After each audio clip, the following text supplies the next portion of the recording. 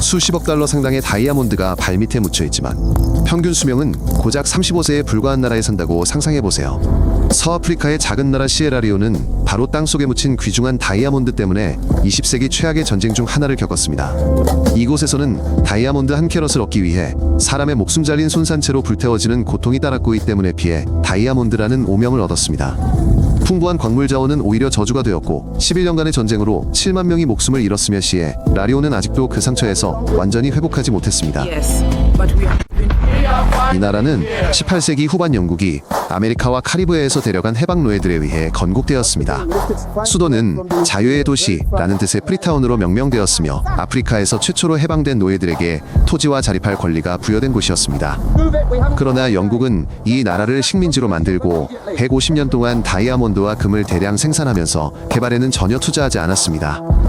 1961년 독립 당시 나라에는 의사, 엔지니어, 교사가 없었고 누구에게도 쓸모없는 막대한 자원만 남아 있었습니다. 1991년 내전이 발발했고 전 세계는 아직도 소름 끼치는 악몽을 목격했습니다. 반군은 마을에서 아이들을 납치해 약물을 투여한 후가족들을 살해하도록 강요했습니다. 처음에는 부모를, 그 다음에는 이웃들을 죽였습니다. 아이들은 살인 기계로 변했습니다. 겨우 7살밖에 되지 않은 아이들도 있었습니다. 그들은 무슨 일이 벌어지고 있는지도 모른 채 총을 쏘고 불을 지르고 집을 약탈했습니다. 희생자는 10,000명이 넘었고 대부분은 정상적인 삶으로 돌아오지 못했으며 정신은 영원히 파괴되었습니다. 하지만 그 전쟁의 상징은 종군 기자들조차 충격에 빠뜨린 전술이었습니다. 반군은 사람들의 팔다리를 무차별적으로 절단했습니다. 이를 무력화 작전이라고 불렀는데 사람들은 목숨은 건졌지만 불구가 되어 일하거나 투표할 수 없게 되었습니다. 희생자들은 소매가 짧은 옷과 긴 옷 중 하나를 선택해야 했는데 이는 곧 팔꿈치에서 손이나 팔이 잘려나갈 수도 있다는 것을 의미했습니다. 아이들은 부모가 볼 수 있도록 두 팔이 모두 잘려나갔습니다. 전쟁은 유엔군과 영국 특수부대가 도착한 2002년에 끝났지만 그때쯤 나라는 이미 폐허가 되어 있었습니다. 레오나르도 디카프리오 주연의 영화 블러드 다이아몬드 덕분에 세계는 2006년에야 시에라리온에서 무슨 일이 벌어졌는지 알게 되었습니다. 이 영화는 다이아몬드가 테러 자금 조달을 위해 세계 시장에 유입되는 과정과 서구 기업들이 이윤을 위해 이를 외면했던 실태를 보여주었습니다. 영화 개봉 후보석 브랜드들은 원산지 증명서를 요구하기 시작했고 고객들은 매장에서 불편한 질문들을 하기 시작했습니다. 이러한 조치들이 문제를 완전히 해결하지는 못했지 많은 사람들이 손가락과 귀걸이에 끼워진 아름다운 보석의 진정한 가치에 대해 의문을 품게 만들었습니다. 그보다 훨씬 이전부터 국제사회는 kimberley 프로세스라는 다이아몬드 인증 시스템을 통해 불법 거래를 막으려 시도했습니다. 이제 모든 다이아몬드 선정물은 인증을 받아야 하며 합법적으로 채굴되었고 전쟁이나 테러 자금 조달에 사용되지 않았다는 것을 증명해야 합니다. 서류상으로는 좋아 보이지만 현실에서는 위조 서류를 이용해 인접 국가를 경유하는 다이아몬드 밀수가 여전히 만연하고 있으며 아무도 이를 검사하지 않습니다. 전문가들은 시장에 유통되는 다이아몬드의 약 10%가 출처가 불분명하며 추적이 거의 불가능하다고 말합니다. 전쟁은 20년 전에 끝났지만 아이들은 여전히 고통받고 있습니다. 다이아몬드 광산에서 값싼 노동력으로 착취당하고 있기 때문입니다. 소년들은 하루 1달러도 안 되는 돈을 받고 10시간 동안 모래를 캐고 씻으며 학교에도 가지 못하고 미래도 없습니다. 광산은 끊임없이 붕괴되고 아이들은 부상을 입고 폐를 파괴하는 먼지를 마시며 살아갑니다. 20살이 되면 폐가 망가지지만 가족들은 돈이 절실히 필요합니다. 국제기구들은 아동 노동 근절을 위해 노력하고 있지만 가족들이 가난에 허덕이는 한부모들은 아이들을 학교에 보내는 대신 광산으로 보낼 수밖에 없습니다.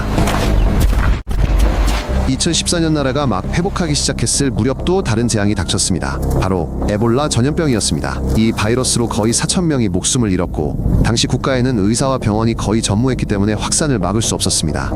인구 10만 명당 의사는 단 3명에 불과했는데 이는 세계 최악의 비율이었습니다. 비교하자면 러시아에는 의사가 40명, 미국에는 260명이 있습니다.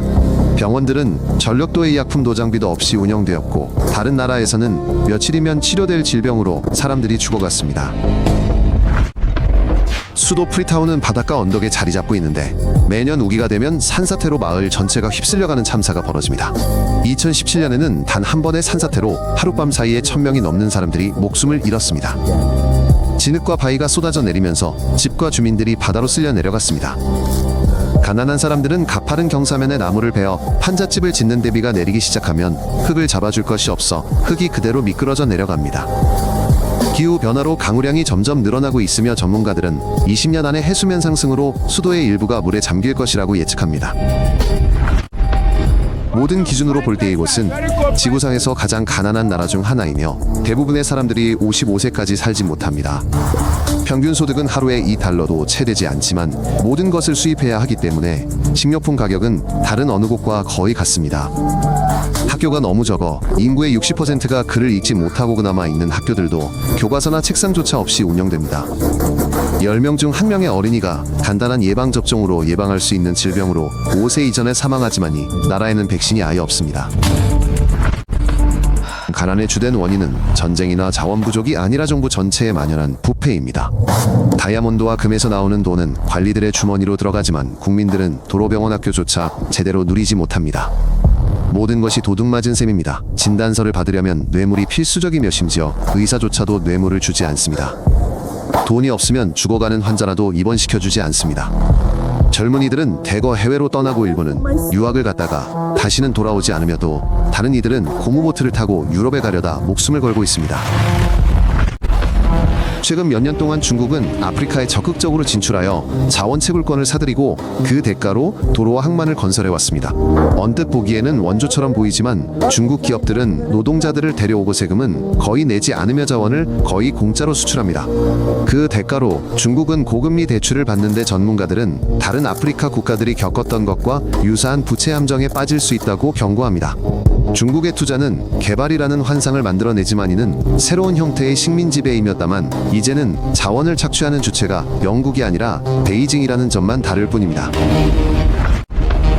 온갖 참혹한 상황 속에서도 긍정적인 변화들이 나타나고 있습니다. 젊은이들은 온라인으로 학습하고 세상을 변화시킬 자신만의 프로젝트를 만들어가고 있습니다. 국제재단의 지원으로 학교와 병원이 문을 열고 있으며 기업가들은 관광산업을 발전시켜 이 나라의 아름다운 해변을 세계에 알리고 있습니다. 이 해안선은 아프리카 최고의 해안 중 하나로 손꼽히는데 새하얀 모래사장과 따뜻한 바다 그리고 관광객이 거의 없어 때묻지 않은 자연을 사랑하는 사람들을 매료시킵니다. 정부는 투자자들에게 세금 감면을 약속했지만 현재로서는 불안정한 치안과 낙후된 기반시설이 본격적인 투자를 저해하고 있습니다. 여성들은 특별한 역할을 합니다. 많은 여성들이 전쟁에서 살아남았고 남편과 자녀를 잃었지만 역경을 이겨내고 지역사회의 지도자가 되었습니다. 그들은 협동조합을 설립하고 소녀들에게 공예를 가르치며 이를 크게 제약하는 전통에도 불구하고 정치에서 자신들의 목소리를 내고 있습니다. 이 나라의 문화는 여전히 활기 넘칩니다. 음악과 춤 전통은 세대를 거쳐 전승되며 사람들이 과거의 트라우마를 극복하는 데 도움을 줍니다. 지역 음악가들은 아프리카 리듬과 현대 장르를 결합하여 아프리카 대륙을 넘어 전 세계 청중을 사로잡는 독특한 음악을 만들어냅니다. 미래에 대해 낙관하기는 어렵습니다. 이 나라는 원자재 수출에 의존하고 있으며 자체적인 제조업을 발전시키지 못하고 있습니다. 기후변화는 더욱 심각한 영향을 미칠 것이고 의료 및 교육 시스템은 개선될 기미가 보이지 않는 재앙적인 수준에 머물러 있습니다. 정치는 불안정하여 매 선거마다 부정의혹과 충돌이 끊이지 않아 신속한 개혁에 대한 기대는 희박합니다. 전문가들은 대규모 원조와 진정한 부패 척결이 없다면 이 나라는 향후 10년 안에 다시 분쟁의 소용돌이에 빠질 위험이 있다고 경고합니다. 시에라리온의 역사는 공정한 법과 정직한 통치가 없는 나라에서는 천연자원이 오히려 저주가 될 수 있음을 보여줍니다. 손가락에 끼워진 다이아몬드가 원했는지조차 묻지 않은 아이들의 피로 살 수 있다는 사실을 일깨워줍니다. 또한 멀리 떨어진 곳에서 일어나 부유한 나라에 직접적인 영향을 미치지 않는 비극을 세상이 얼마나 쉽게 잊어버리는지 보여주는 사례이기도 합니다. 한 나라의 진정한 부는 땅속 깊은 곳에 있는 것이 아니라 그 나라 국민들의 교육, 건강 그리고 두려움과 폭력에서 벗어나 존엄하게 살아갈 기회에 있습니다. 이 내용이 흥미로웠다면 구독 버튼을 눌러 새로운 에피소드를 놓치지 마세요. 저희는 간결하고 핵심적인 내용만 다룹니다. We must